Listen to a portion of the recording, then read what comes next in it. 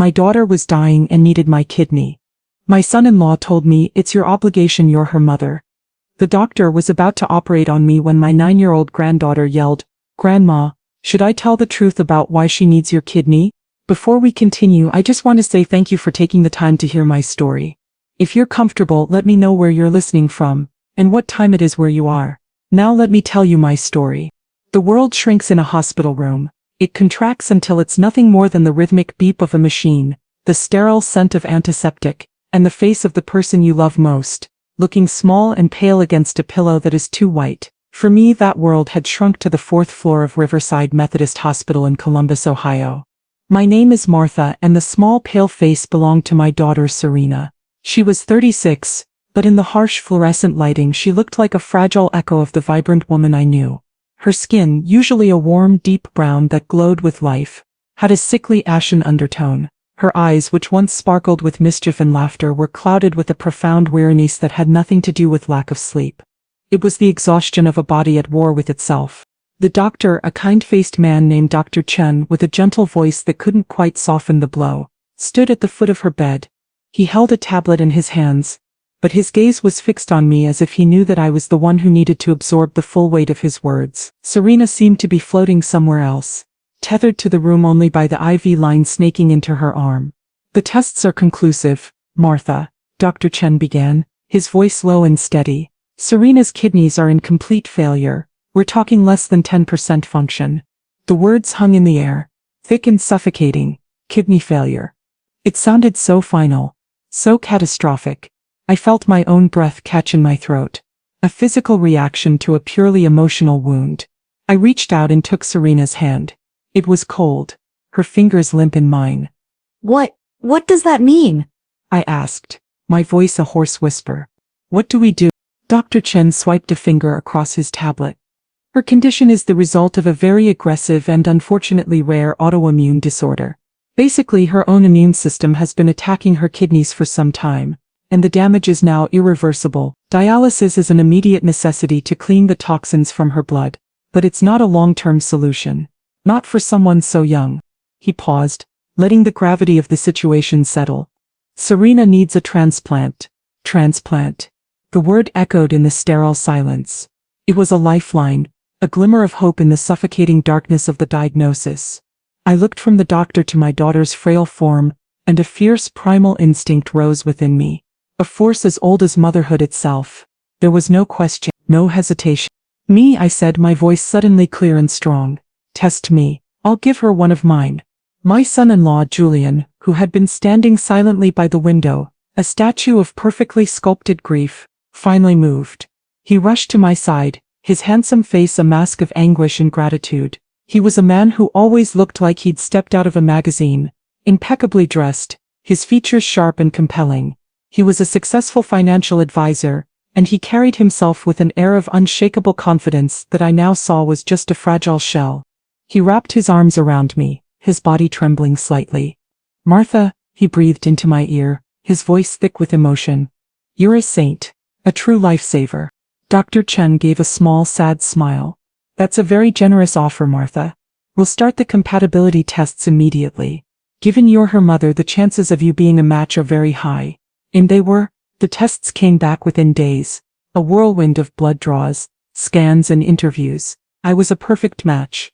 The news felt like a divine intervention, a sign that everything was going to be all right. I was a 68-year-old retired caregiver. My body was healthy and strong, and I had 2 perfectly good kidneys. Giving one to my only child wasn't a sacrifice, it was a privilege. It was the most natural thing in the world.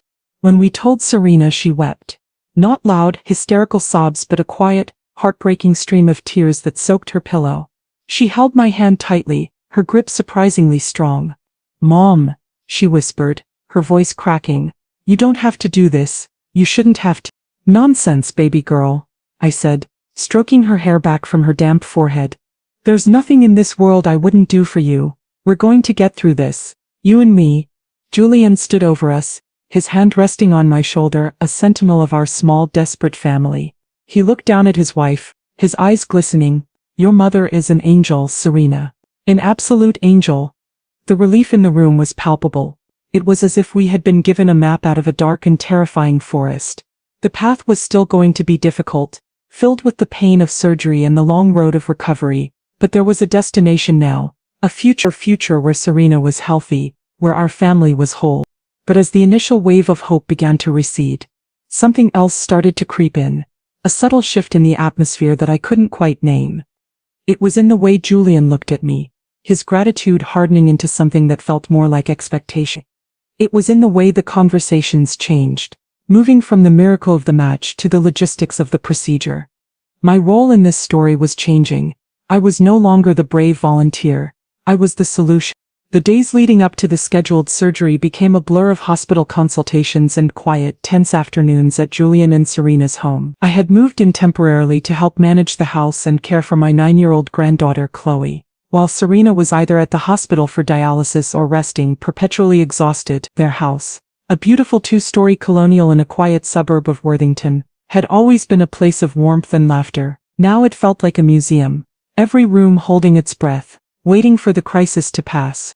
Julian's initial tearful gratitude began to calcify into a strange kind of ownership of my decision. He spoke of my kidney as our kidney. The surgery became the plan. My sacrifice was no longer a gift to be cherished, but a component in a machine that had to function perfectly to get his life back on track. "I've already spoken to my firm," he announced one evening, scrolling through emails on his phone while I washed the dinner dishes. "They've been incredibly supportive. I'm taking 6 weeks off, fully paid, to oversee Serena's recovery after the plan is complete." He didn't ask about my recovery time. He didn't ask how I was feeling. It was a statement of fact, a detail in his meticulously arranged schedule. He would often grip my hand, his eyes wide with a performed sincerity.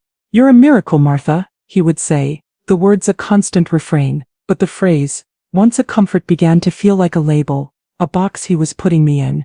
A miracle doesn't have doubts. A miracle doesn't get scared. A miracle simply performs its function. The pressure wasn't overt, not at first. It was a current running beneath the surface of every conversation. When I mentioned to a nurse that I was feeling nervous about the anesthesia, Julian overheard. Later that evening he sat me down in the living room, his face a mask of deep concern. "Martha, we can't have any last-minute jitters," he said, his voice a low, persuasive hum. "Serena is so fragile right now. Her hope is completely tied to this. If she senses any hesitation from you, I'm worried it could set her back emotionally and physically. We all need to be strong for her. We need to be a rock." He wasn't asking me not to be scared. He was telling me, my fear was an inconvenience to the plan. It was a variable he couldn't control, and Julian was a man who needed control. The most unnerving moment came during a meeting with the hospital's transplant coordinator. She was explaining the risks of the surgery to me: infection, blood clots, the long-term implications of living with one kidney. I listened intently, my mind racing with questions. Before I could voice any of them, Julian spoke for me. "We understand the risks," he said, placing a firm proprietary hand on my arm, "and Martha has accepted them completely. She would do anything for her daughter. It's her obligation, you know? She's her mother." The word hung in the air. Between us. Obligation. It wasn't a gift. It wasn't a choice. It was a duty, a debt I owed for the very act of bringing Serena into this world. The transplant coordinator smiled, a polite, professional smile that didn't quite reach her eyes. She probably heard things like this all the time, but to me the word was a slap in the face. It stripped away my agency, my love, my sacrifice, and replaced it with a cold, hard requirement. I looked at Serena, hoping to see a flicker of protest in her eyes, a sign that she saw me as her mother, not just a means to an end. But she just sat there, looking down at her hands, her expression unreadable. Her silence was a tacit agreement. That night, I couldn't sleep. I sat in the guest room, the moonlight streaming through the window, and replayed the conversation over and over in my mind. Was it an obligation? In my heart, I knew I would walk through fire for my child. But love is a feeling, a deep and boundless well of devotion. An obligation is a chain, and I was beginning to feel its weight. The pressure was no longer subtle. It was a constant, suffocating presence.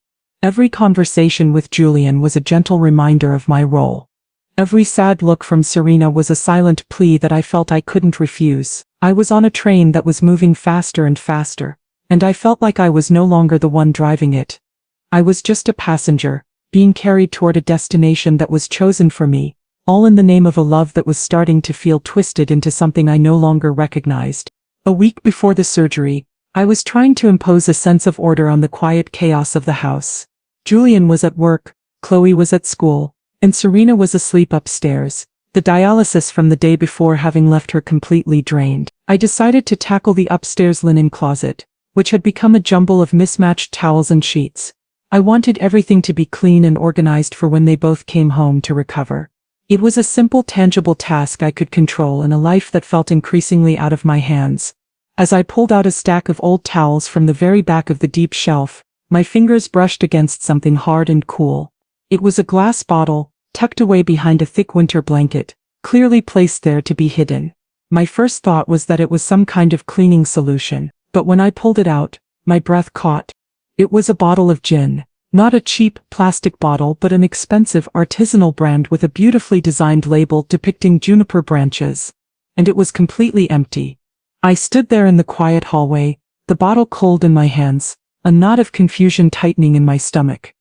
Serena and Julian didn't drink much. They might have a glass of wine with dinner on a special occasion, but I had never seen a bottle of hard liquor in their house, let alone an expensive one like this.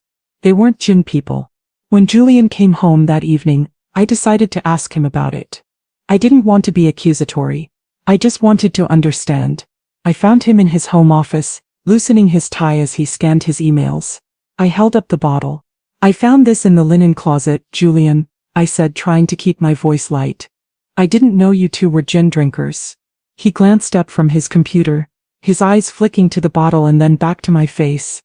For a split second I saw a flicker of something in his expression, not surprise but a cold, sharp flash of annoyance.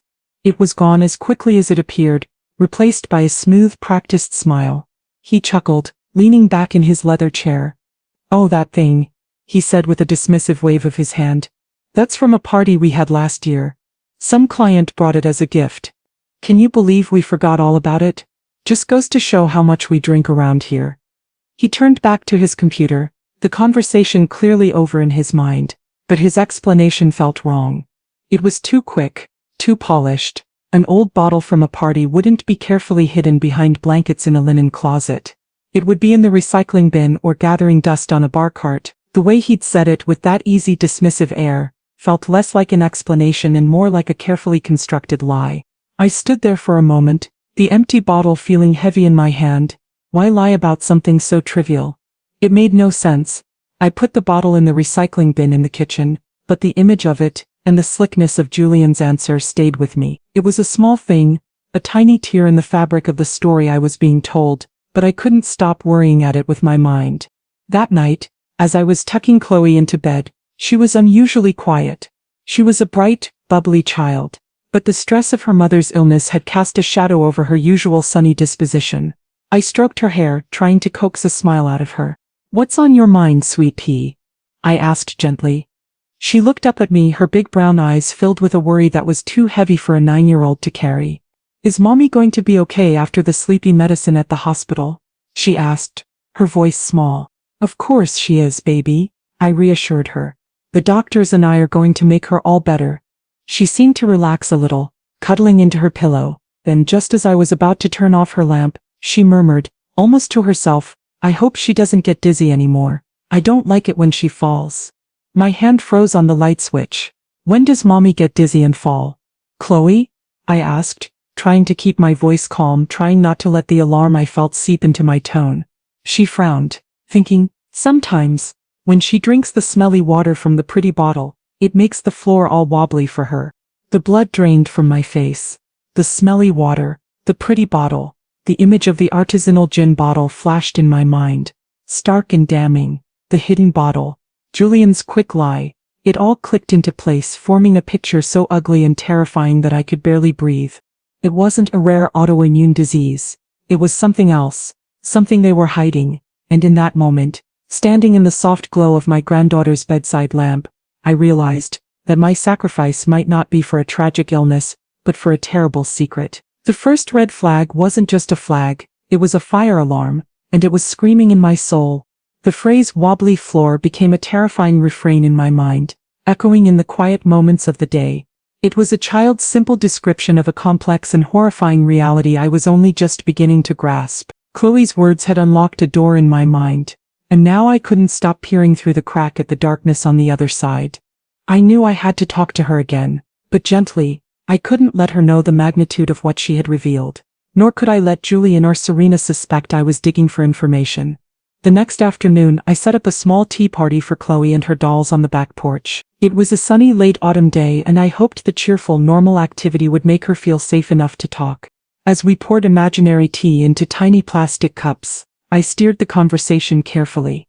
"You know, sweet pea," I began, my voice soft. "Sometimes when grown-ups don't feel well, they get a little wobbly, like when I get up too fast from my chair." Chloe nodded seriously, arranging a cookie for her teddy bear. "Mommy gets wobbly a lot," she said, her voice matter-of-fact. "She calls it her dizzy spells. Daddy says we shouldn't talk about them." My heart hammered against my ribs. Daddy says we shouldn't talk about them. Julian was actively coaching his daughter to keep the secret. This wasn't just a hidden problem. It was a conspiracy within my own family. "Why shouldn't you talk about them, honey?" I asked, my hands trembling slightly as I offered a cup to a stuffed rabbit.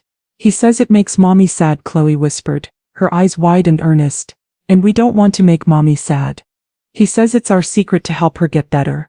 A cold fury mixed with a profound sadness washed over me. Julian had turned his own child into a co-conspirator, burdening her with a secret that was slowly crushing her spirit. He had twisted her love for her mother into a tool of silence and deception. Chloe wasn't just protecting her mother's feelings. She was protecting her father's lie. I wanted to press her for more details. How often, for how long? But I saw a flicker of fear in her eyes. She was already treading on forbidden ground. Pushing her further would only scare her and make her retreat. So I changed the subject, talking about her dolls and school. All the while my mind was racing, trying to piece together the fragments of this awful puzzle. Later that week, I saw the wobbly floor for myself. Serena was having a good day, as Julian called it. She was out of bed, dressed in a silk robe, and sitting on the couch in the living room, a book resting unread in her lap. I was in the kitchen preparing her a light lunch when I heard a soft thud, followed by a sharp intake of breath. I rushed into the living room to find Serena on the floor. The book had slid under the coffee table, and she was propped up on her elbows, a look of dazed confusion on her face. Julian was by her side in an instant, his movements practiced and efficient. "Just a dizzy spell, Martha," he said, his voice tight as he helped her back onto the couch. "The medication and the dialysis, it just throws her equilibrium off." Serena wouldn't look at me. She just stared straight ahead, her cheeks flushed with a shame that was so palpable it was like a physical presence in the room. I looked at her, really looked at her, and I saw it. The slight glassy sheen to her eyes, the almost imperceptible tremor in her hands, the faint, sweet, cloying smell on her breath that I couldn't quite place but which smelled sickeningly familiar. It was the smell of the smelly water. The autoimmune disease was the perfect cover story. It explained everything: the fatigue, the nausea, the memory loss, the dizzy spells, and most horrifyingly, it explained the kidney failure. Long-term, heavy alcohol abuse is devastating to the kidneys. It was all a lie, a carefully constructed, medically plausible lie designed to get my kidney without anyone ever discovering the ugly truth. Julian fussed over Serena, fluffing her pillows, getting her a glass of water, regular water this time. He was the perfect doting husband, his concern a masterful performance for my benefit. "You see why this surgery is so critical," he said, turning to me, his face a picture of earnest desperation. "We need to get those toxins out of her system for good. We need to get our lives back." But he wasn't talking about toxins from a disease. He was talking about the evidence of his wife's addiction. My kidney wasn't a cure.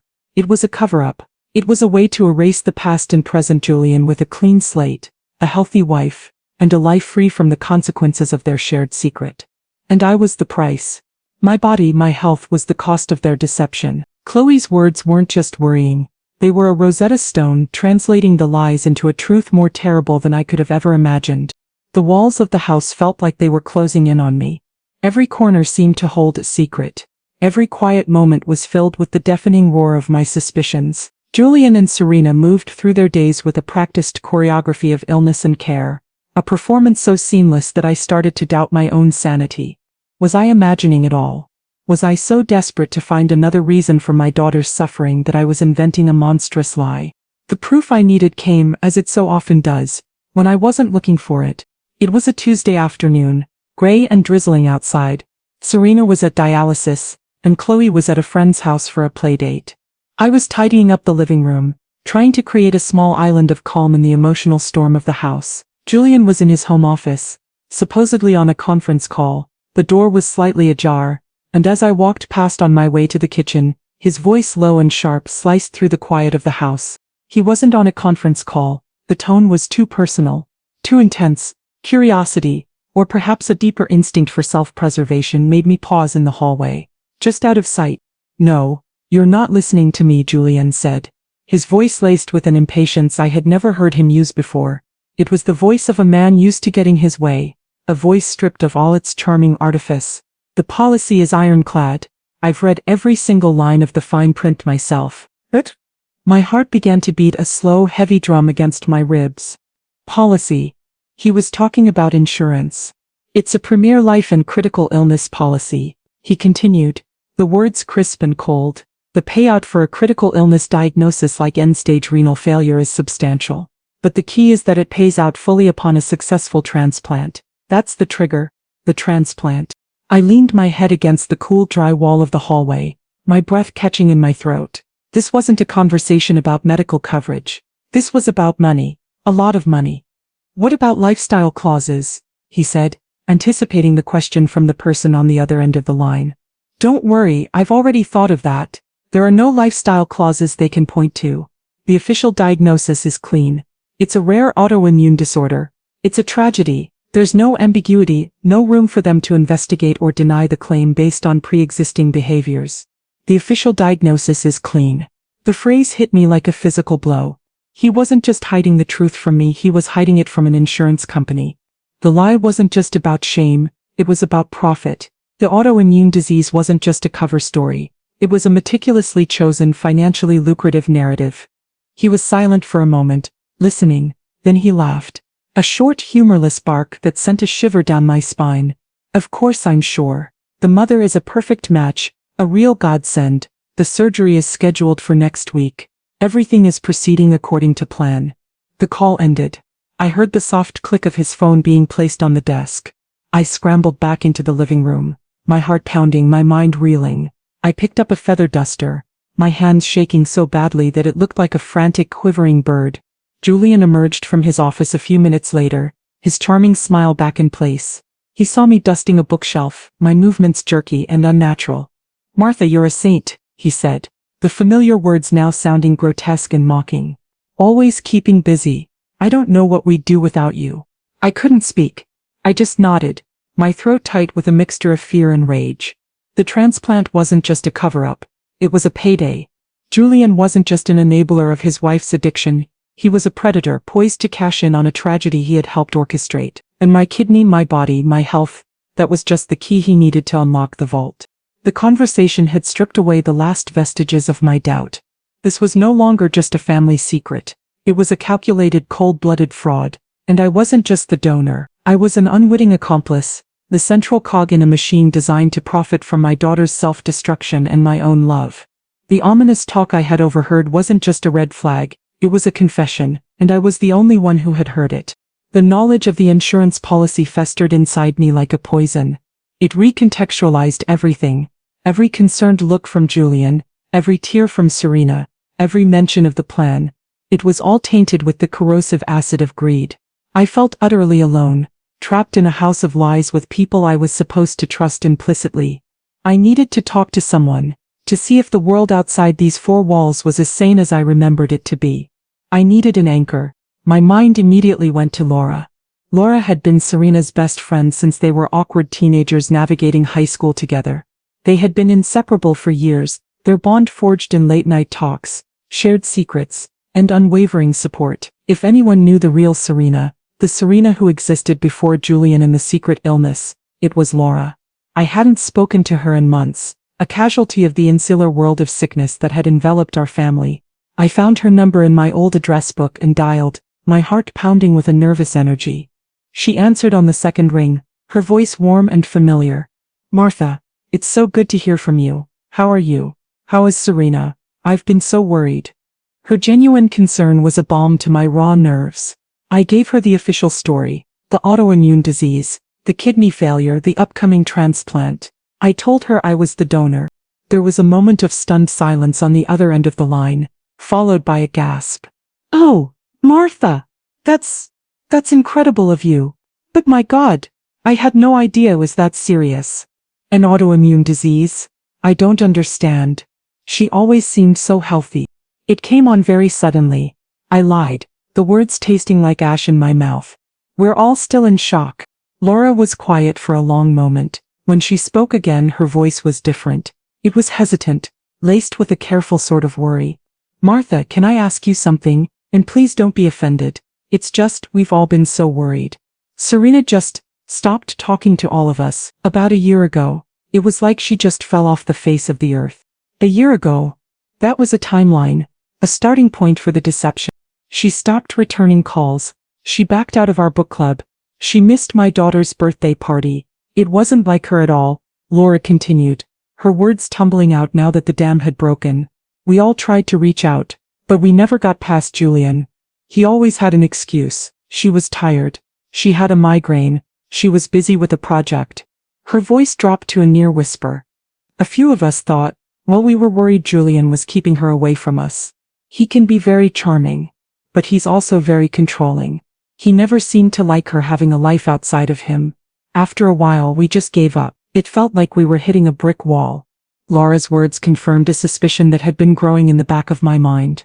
Julian had isolated Serena. He had systematically cut her off from her support system, from the friends who knew her best, who would have been the first to notice that something was terribly wrong. An addict needs isolation to thrive. It's the perfect breeding ground for shame and secrecy.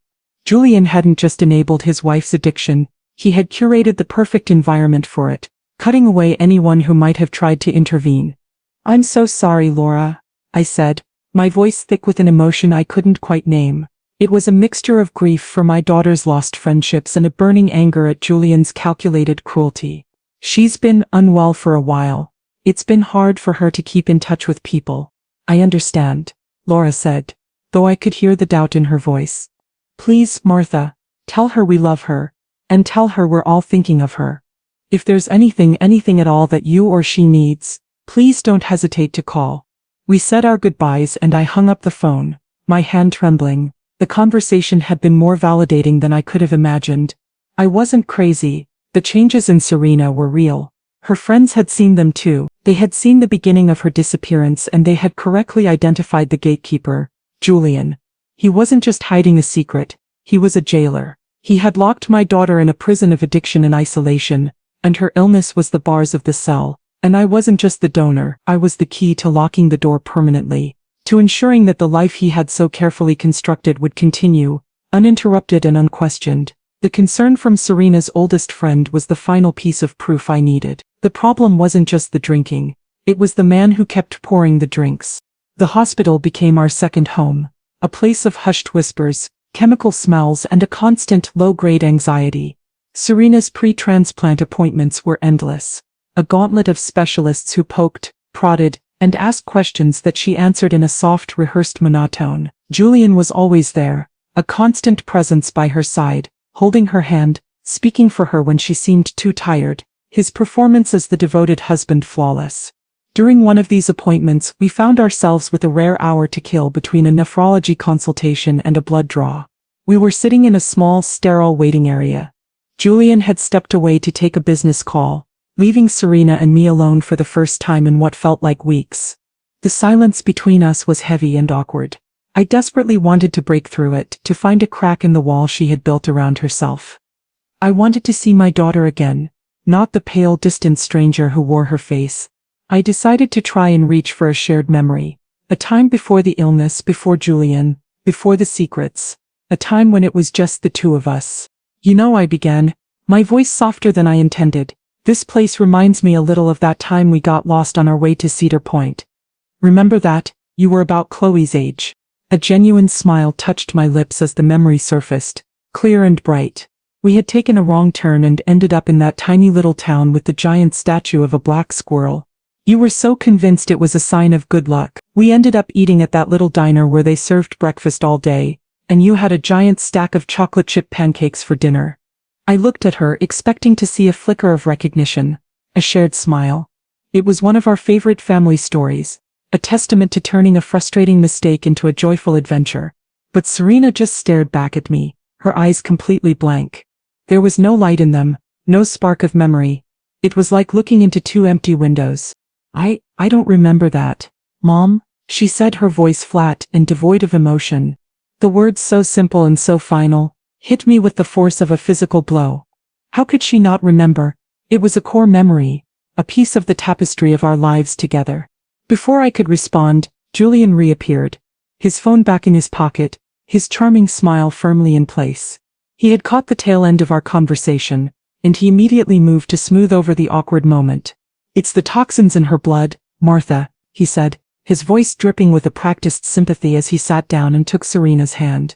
"The uremia, it causes cognitive issues, memory fog. The doctor warned us about this. It's one of the reasons this transplant is so urgent. We need to get her mind back." He stroked her hand, looking at her with an expression of profound pity. Serena leaned into him, a silent, grateful gesture. He had given her an excuse. He had provided the medical explanation for the void where a memory should have been. But I knew it wasn't toxins from a disease. It was the long-term devastating effect of alcohol on the brain. Alcohol-related dementia, the memory blackouts. I had seen it in patients during my years as a caregiver. I knew the blank stare. It was the look of a mind that had been systematically poisoned, of memories that had been drowned and erased. Julian's quick, confident explanation was another brick in the wall of his deception. He always had an answer, always a medical reason to deflect and dismiss any inconsistency. He was using the very real symptoms of her addiction as proof of the fictional disease. It was a brilliant, cruel, and twisted strategy. I sat there frozen in the uncomfortable waiting room chair, the cheerful memory of chocolate chip pancakes and a giant black squirrel turning to ash in my mind. He wasn't just destroying her body, he was erasing her past. He was systematically dismantling the person she had been, memory by memory, and replacing her with a sick, dependent woman who couldn't even remember her own childhood. The blank stare was more terrifying than any lie he had told. It was proof of what he had taken from her, from us. And it was a chilling preview of what else I stood to lose if I allowed this to continue. I wasn't just giving up a kidney, I was giving it to a stranger who was wearing my daughter's face. Doubt, no matter how strong, is a ghost. You can feel its chilling presence. You can see the evidence of its passing, but you can't hold it in your hands.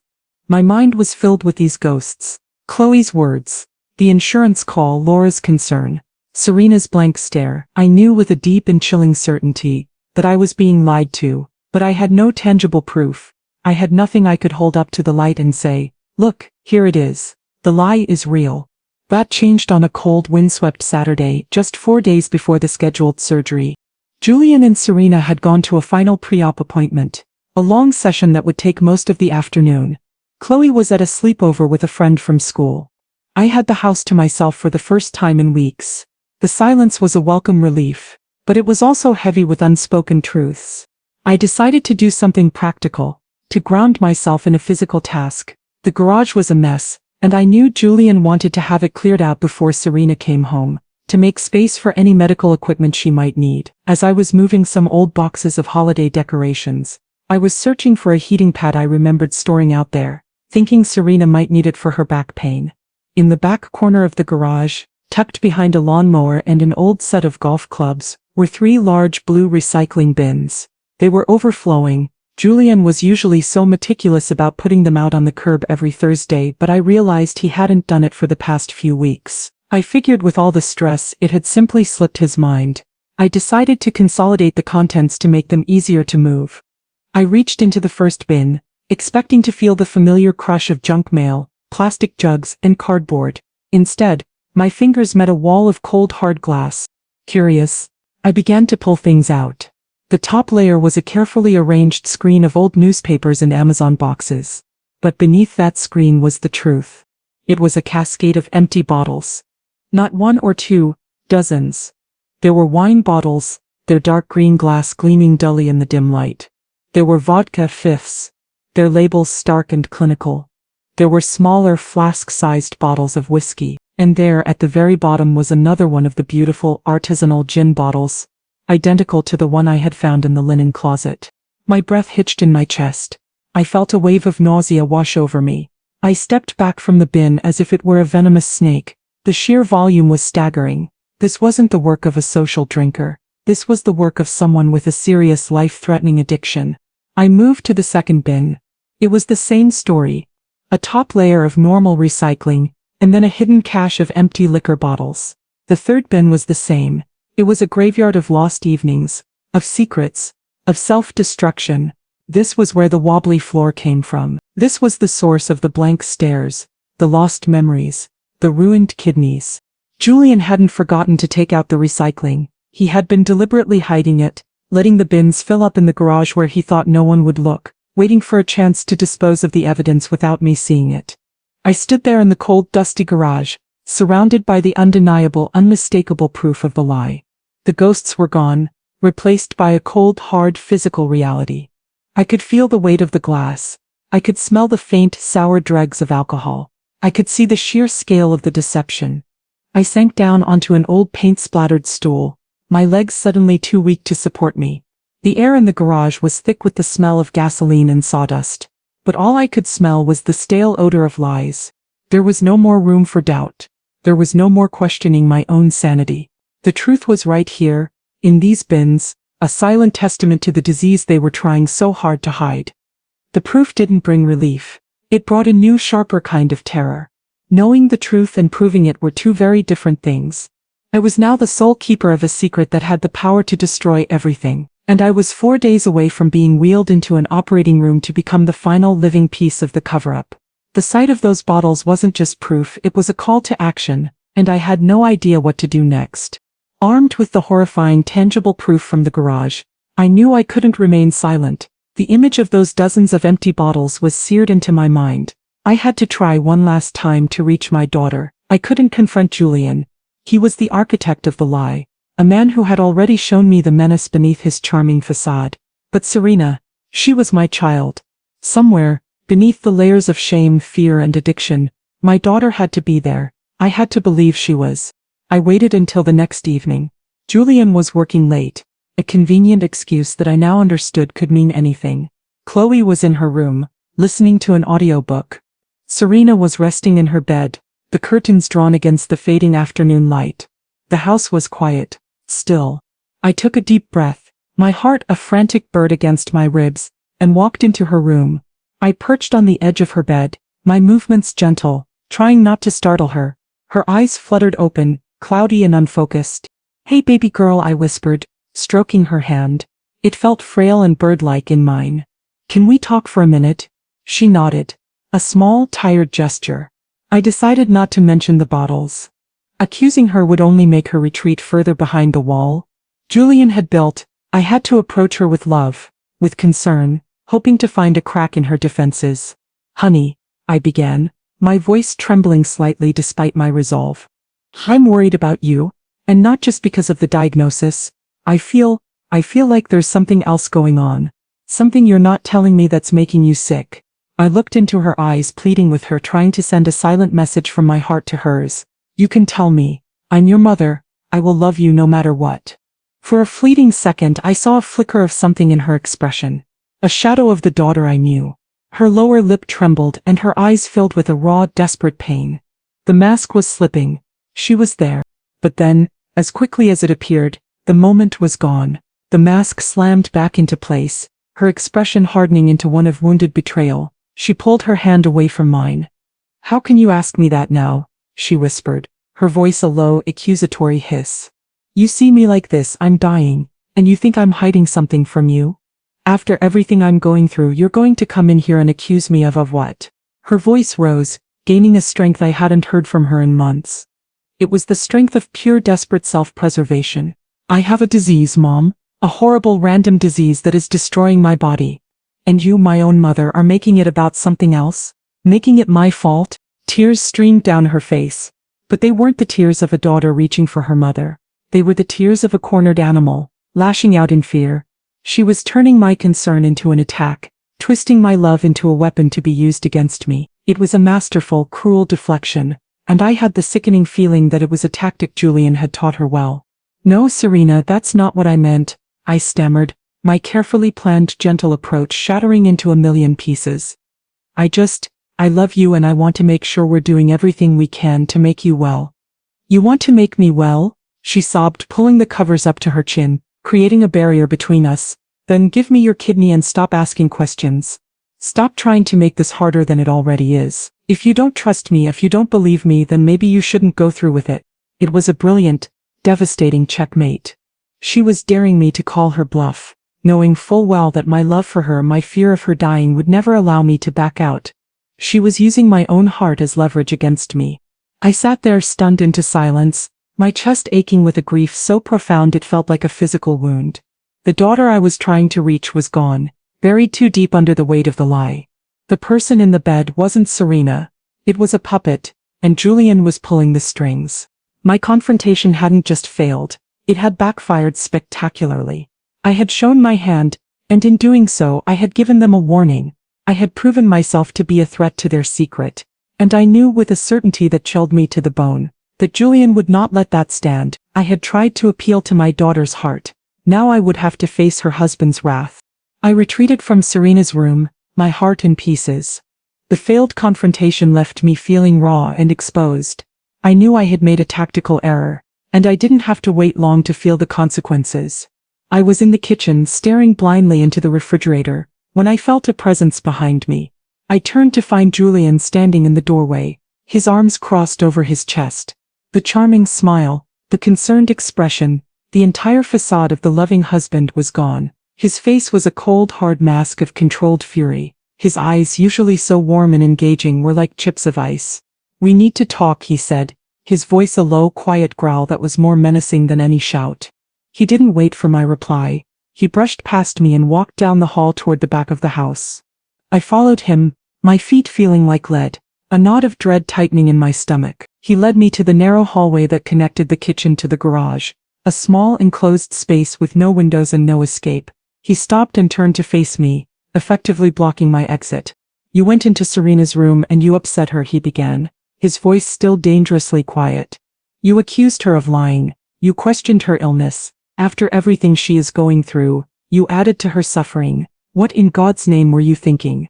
"I was thinking that I'm her mother and I'm worried about her," I said, my own voice trembling but firm. I would not let him intimidate me.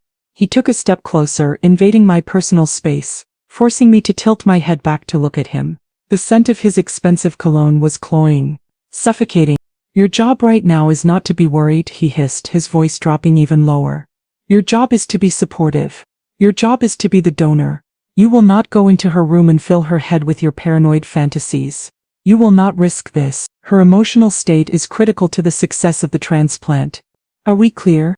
The charm had not just dropped, it had been violently ripped away, revealing the ugly, controlling man beneath. This was the real Julian. This was the man who had coached his daughter to lie, who had isolated her from her friends, who was poised to cash in on her illness.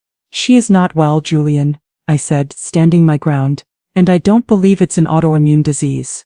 He took another step, his body now just inches from mine. He raised a hand and I flinched, but he just placed it flat against the wall next to my head, trapping me. "I don't give a damn what you believe," he snarled, the last vestiges of control snapping. "You have one role to play in this. One, you will walk into that hospital on Tuesday morning. You will let them put you to sleep, and you will give my wife your kidney. You are her mother. It is your obligation to save her. You will go through with this." The word echoed in the small dark hallway. Obligation. He threw it at me like a stone, a word meant to crush my will, to remind me of the chain he had wrapped around my heart. His eyes were cold and reptilian. I could see the absolute certainty in them, the conviction of a man who has never been denied what he believes he is owed. He saw my love for Serena not as a strength, but as a weakness he could exploit. He was holding my daughter's life hostage, and my kidney was the ransom. Fear, cold and sharp, pierced through my anger. This man was capable of anything. He had constructed an elaborate, multi-layered deception involving doctors, insurance companies, and his own family. He was not going to let a suspicious mother-in-law derail his plan now that he was so close to the finish line. He held my gaze for a long, terrifying moment, his message clear, "I will win. You have no choice." Then he abruptly stepped back, the charming mask slipping back into place as quickly as it had vanished. He straightened his tie and gave me a smile that didn't reach his cold, dead eyes. "I'm glad we had this talk, Martha," he said, his voice once again smooth and reasonable. "I know this is stressful for all of us. Let's just focus on what's important, Serena's health." He turned and walked back toward the living room, leaving me alone in the hallway, my body trembling, my mind reeling. The mask hadn't just dropped. He had shown me the monster behind it. And he had made it crystal clear that if I tried to get in his way, he would not hesitate to destroy me. I was no longer just a donor or an accomplice. I was an obstacle, and he had every intention of removing me. Julian's threat echoed in my ears for the next 24 hours. I felt like a prisoner in the house, his chilling words a constant reminder of my powerlessness. He had made it clear that any attempt to reach Serena would be blocked. He had isolated me just as he had isolated her, but I couldn't give up. I couldn't walk into that operating room knowing what I knew. I decided my only remaining option was to go through official channels. The hospital had a system for this, a network of support staff designed to protect patients and donors. Surely, if I could speak to someone in authority, someone with the power to investigate, they would see the truth. The next day, under the guise of running errands, I drove to the hospital. I found my way to the transplant wing and asked to speak to the patient advocate, a woman named Sarah whom I had met briefly during one of my initial screenings. Her office was a small, quiet space, a stark contrast to the emotional turmoil raging inside me. Sarah greeted me with a warm, professional smile. "Martha, what a nice surprise. Is everything all right? Just getting some last-minute nerves?" I sat down in the chair opposite her desk, my hands clenched tightly in my lap. I had to be careful. I couldn't just blurt out my suspicions. Julian's threat had made me paranoid. What if they thought I was unstable? What if they dismissed me as a hysterical old woman and Julian used it against me, proving I wasn't fit to make decisions? "I do have some concerns," I began, my voice carefully measured. "It's not about the surgery itself. I'm ready for that. It's more about Serena's post-operative care." Sarah leaned forward, her expression attentive. "Of course. Her recovery is our top priority. What are your specific concerns?" This was my chance. I chose my words with extreme caution, trying to hint at the problem without making a direct accusation. "I'm worried about the stress in her home environment," I said. "Her husband, Julian, is under a great deal of pressure. I'm concerned that the environment might not be as supportive as it needs to be for a successful long-term recovery. There are underlying issues." I hoped she would pick up on the subtext, that the phrase underlying issues would be a red flag for a trained professional. I hoped she would ask more questions, dig a little deeper. Instead, she gave me a reassuring, slightly condescending smile. "Martha, it's completely normal for you to feel this way. A transplant is an incredibly stressful event for the entire family. Spouses in particular often bear the brunt of the emotional load. It's a lot to handle." She opened a folder on her desk. "But I can assure you, our team has been very thorough. Both Serena and Julian have undergone extensive psychological screenings. We do this with every transplant case. Our psychologists have assessed their relationship, their coping mechanisms, and their ability to manage the post-operative care plan. They were both cleared with flying colors. Julian presents as an exceptionally supportive and dedicated spouse." Her words felt like a door slamming in my face. Cleared with flying colors. Exceptionally supportive. Of course they were. Julian was a master manipulator, a financial advisor who understood systems and how to game them. Serena was a practiced victim. They had performed for the psychologist just as they had performed for me, for the doctors, for everyone. Their lies were now officially sanctioned, documented in a file. "I understand that," I persisted, my voice taking on a desperate edge. "But sometimes these screenings can't see everything. I've noticed behaviors, things that make me worry about her safety and the long-term viability of the gift I'm giving her." Sarah's smile tightened. She was no longer seeing a concerned mother. She was seeing a difficult donor, a problem to be managed. "Martha," she said, her voice now firm and clinical, "we have one of the best transplant programs in the country. We pride ourselves on our holistic approach. We have social workers, psychologists, and a dedicated support team. If there were any credible concerns about Serena's home environment, we would have found them. Julian has been nothing but a model advocate for his wife's health. The system I had placed my faith in had not just failed. It had actively validated the lie. It had looked at the monster and seen a saint. It had taken Julian's carefully constructed fiction and stamped it with the hospital's official seal of approval. I left her office in a daze, the cheerful pamphlets on her desk about post-transplant success stories seeming to mock me. I had tried to use the proper channels to play by the rules, but the rules were written for a world that made sense. A world where people didn't construct elaborate medical frauds to hide their addictions and cash in on insurance policies. My final hope was extinguished. There was no one to turn to. No one would believe me. The system wasn't broken. It was simply no match for the kind of cold, calculated deception Julian was capable of. I was completely and utterly alone, and the operating room was waiting for me. My visit with the patient advocate was a devastating turning point. The system I had hoped would be my savior had become just another part of the lie, another layer of officialdom that insulated Julian and Serena from the truth. I walked out of the hospital that day feeling a profound and terrifying sense of defeat. The walls were closing in and every path I tried to take led to a dead end. The final piece of the bureaucratic machine fell into place the next morning. It was the last meeting before the surgery, a formality to sign the final consent forms. We sat in a small impersonal conference room. Me, Julian, Serena, and a surgical coordinator armed with a clipboard and a pen. The coordinator, a brisk and efficient woman, walked me through the document. It was a dense sea of medical jargon, a litany of all the terrible things that could go wrong. Hemorrhage, organ damage, adverse reactions to anesthesia, death. With every risk she listed, my stomach twisted into a tighter knot. I wasn't just afraid of the surgery, I was afraid of the lie it was meant to serve. "Do you have any questions, Martha?" the coordinator asked, her pen hovering over the signature line. I looked across the table. Julian was watching me, his expression a carefully calibrated mix of hope and anxiety for the benefit of the coordinator. But his eyes were cold and hard, delivering a silent, unambiguous message.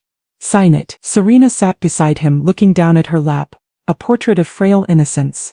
She wouldn't meet my gaze. She couldn't. She was as much a prisoner as I was, locked in a cage of her own making. My mind raced. This was it. My last chance to say no. To stop everything. I could refuse to sign. I could stand up and scream the truth right here in this sterile conference room. I could tell them about the bottles, the insurance policy, the lies. But what would happen then? They would think I was crazy, that the pre-surgery stress had made me delusional. Julian would use it as proof of my instability. The surgery would be cancelled. Yes, but Serena, without dialysis, would die. Julian had made sure of that. He had backed me into a corner where the only way to save my daughter's life was to participate in the lie that was destroying her. It was a monstrous, impossible choice. Do I refuse and let her die? Or do I sign and sacrifice my own health for a lie? Giving a new kidney to a body that would almost certainly destroy it. All while enabling an addict and rewarding a monster. My love for my child, the primal, unconditional force that had guided my entire life, made the choice for me. I couldn't let her die, even if it meant being a pawn in their terrible game, even if it meant giving a piece of myself away for a lie. I couldn't sign her death warrant. I had to hope with a desperation that felt like its own kind of madness, that once she was healthy, once the fog of addiction had lifted, I could find my daughter again. I had to believe that saving her body was the first step to saving her soul. My hand was shaking so violently I could barely hold the pen. The coordinator looked at me with a flicker of concern. Julian reached across the table and placed his hand over mine, his touch a chilling combination of comfort and control. "It's okay, Martha," he said softly, his voice a soothing balm for the coordinator's benefit. "We're all nervous. Just take a deep breath. This is the last step to saving her." I looked at the line on the page. It was a black chasm waiting to swallow me whole. I thought of Chloe, of her innocent, worried face. I thought of my daughter, the bright, vibrant girl she used to be. I took a shuddering breath, and with a heart that felt like it was breaking into 1,000 pieces, I signed my name. The stroke of the pen felt like a final act of surrender. It was the sound of a cell door clanging shut. I had signed away my kidney. I had signed away my voice. I had signed away the truth. As the coordinator stamped the form and closed the folder, a wave of cold, desolate certainty washed over me. I was trapped. The surgery was happening, and I had just given them my official, agonizing consent. The morning of the surgery arrived with a cold gray dawn that perfectly matched the state of my soul. The world outside the hospital window was muted and colorless. Inside, everything was a blur of harsh fluorescent lights, brisk, smiling nurses, and the pervasive, clean scent of antiseptic that failed to cover the underlying odor of fear. They had prepped me first. I was now just a body in a paper-thin gown, an object to be marked, measured, and sanitized. A nurse with kind eyes and cold hands had drawn a large X on my left side with a purple marker. "Just so there's no confusion," she'd said with a cheerful smile, oblivious to the monstrous irony of her words. Confusion was the only thing that was certain in this entire ordeal. I lay on the gurney in a small, curtained-off pre-op bay, the scratchy blanket pulled up to my chin. The anesthesiologist, a young man with a friendly, reassuring demeanor, came to talk me through the process. He spoke of a gentle drift into sleep, of waking up a little groggy but with the worst behind me. His words were meant to be a comfort, but they sounded like a countdown to my own violation. I was about to be rendered unconscious and helpless, my body given over to the very people I was trying to fight. Through a small gap in the curtains I could see Julian and Serena. She was in a gurney next to mine, already looking drowsy from a sedative. Julian was fussing over her, stroking her hair, whispering words I couldn't hear. His performance was flawless to the end, the very picture of a loving, terrified husband. He caught my eye for a moment, and gave me a small, tight nod. It wasn't a gesture of gratitude. It was a final, silent command. "Don't you dare." I closed my eyes, a wave of despair washing over me. This was it. The point of no return. I had failed. I had tried to tell the truth. I had tried to fight, but the lie was too powerful, too well constructed. In a few minutes they would wheel me through a set of double doors, and I would lose my last chance to stop this. I would wake up with a piece of my body missing, having become the final unwilling pillar in the cathedral of their deception. A profound sadness settled over me, a grief for the daughter I had lost, for the trust that had been shattered, and for the part of myself I was about to give away for nothing. I sent up a silent, desperate prayer, not for myself but for Chloe. What would happen to that sweet, innocent girl in a house built on such a toxic foundation? She was the only one who knew the truth besides me.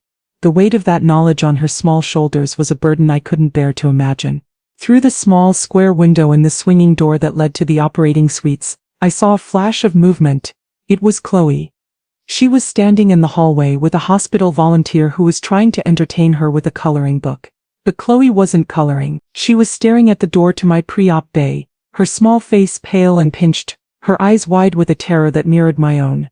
Our gazes locked for a split second, and in that moment, I saw the full weight of her terrible secret. She was watching them take me away, knowing it was all wrong, and she was powerless to stop it. A nurse came into my bay, her smile bright and professional. "All right, Martha. It's time to go." She checked the brake on the gurney and began to push me out from behind the curtain. This was it, the final journey. The wheels of the gurney were silent on the polished linoleum floor. I was moving toward the double doors, toward the anesthesiologist, toward the inevitable. I turned my head to look at Chloe one last time, to send her a silent message of love, of apology. And then, something incredible happened. The sight of my gurney moving, of me actually being taken away, seemed to snap something inside her. The fear in her eyes was replaced by a fierce, desperate resolve. The point of no return had arrived, and she was the only one left who could turn it back. The nurse pushed my gurney into the main corridor. The double doors to the operating room loomed ahead, a sterile, intimidating gateway to the inevitable. The anesthesiologist was walking alongside me, making idle small talk about the weather, his voice a low, meaningless hum in the background of my thundering heartbeat. Julian was a few feet behind, a silent, watchful shadow ensuring the plan proceeded without a hitch. I kept my eyes fixed on Chloe. She was still standing by the wall, the volunteer now trying to hand her a teddy bear. But Chloe wasn't looking at the toy. Her gaze was locked on me, her small body trembling. I saw her look from me to her father, a flash of fear and indecision crossing her face. Then she looked back at me, at the gurney, at the doors, and the choice was made. With a cry that was pure primal desperation, she broke free from the volunteer's gentle grasp. "Grandma!" She ran, her small sneakers slapping against the polished floor. Julian, his head snapping around in alarm, moved to intercept her. "Chloe, no. Stop." But she was too quick. She dodged his outstretched hand and launched herself at the door to my pre-op bay, the one we had just exited, but it wasn't a door she could open. She began banging on the thick, unyielding wood with her small, clenched fists. "Grandma, don't go, Grandma." Her voice, high and piercing, echoed in the unnaturally quiet hospital corridor. It was a sound of such profound anguish that everything stopped. The nurse froze, her hands gripping the rail of my gurney. The anesthesiologist stopped talking mid-sentence. A passing doctor paused, turning to see the source of the commotion. Julian's face was a storm of fury and panic. "Chloe, get back here right now," he hissed, his voice a low, vicious command. He grabbed her arm, trying to pull her away. But Chloe stood her ground, her small body rigid with a strength born of pure love and terror.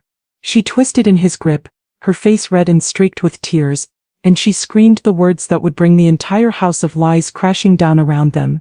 The words weren't directed at Julian or the nurses or the doctors. They were directed at me, a last-ditch desperate plea to the only person she knew would understand.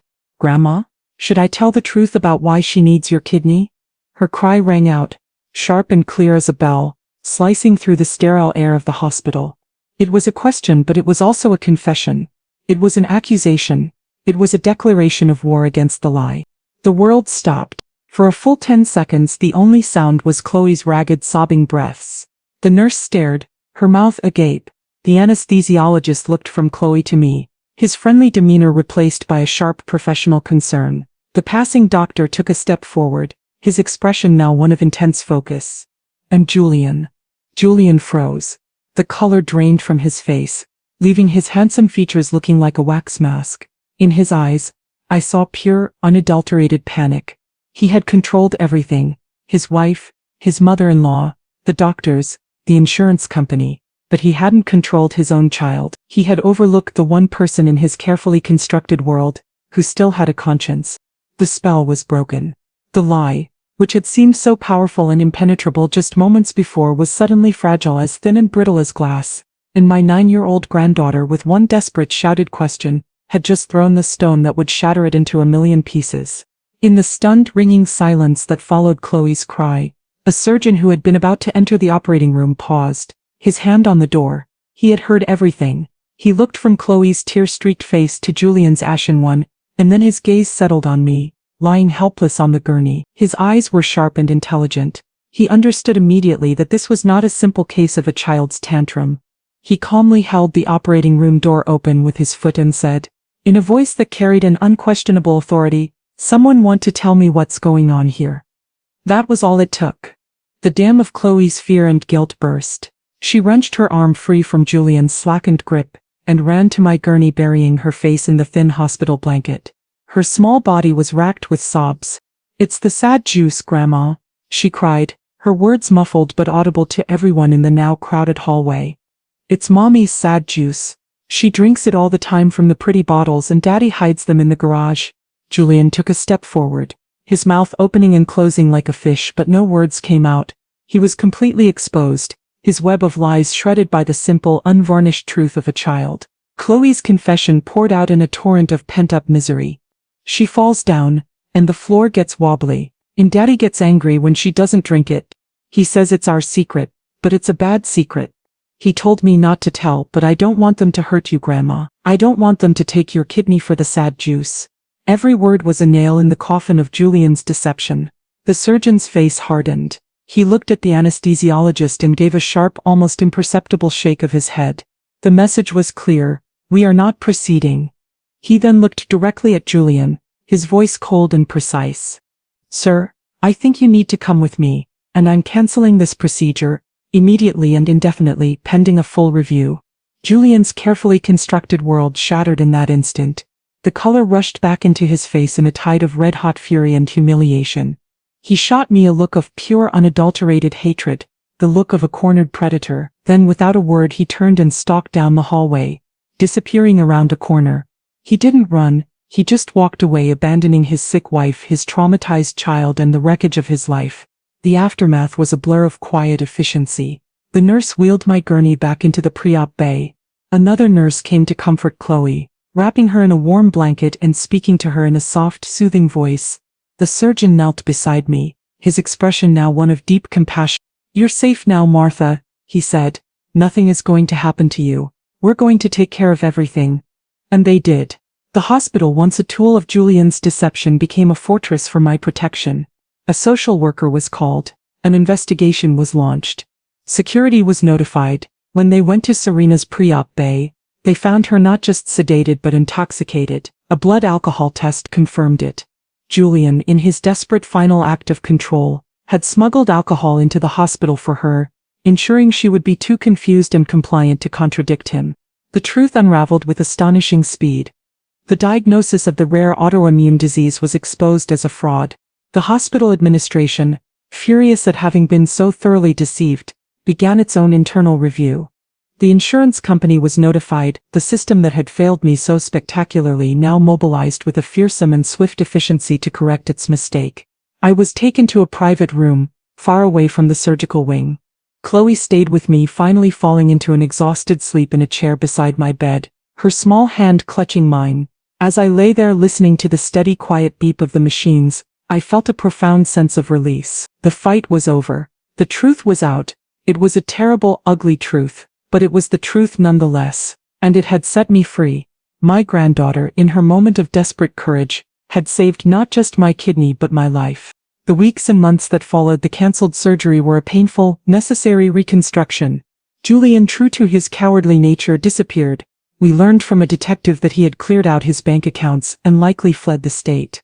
A fugitive from both the law and the life he had so spectacularly destroyed. The insurance company was pursuing him for fraud, and the hospital was considering its own legal action. He was gone, a ghost who left nothing but wreckage in his wake. Serena's journey was the hardest.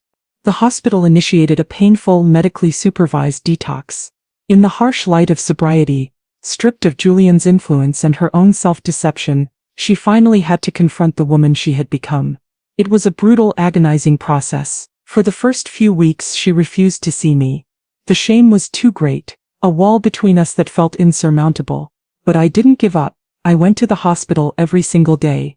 I would sit with her in silence, I would read to her, I would hold her hand, even when she tried to pull away. I wasn't a donor anymore. I was just a mother, tending to her child's deep and septic wounds. Slowly, painstakingly, she began to emerge from the fog.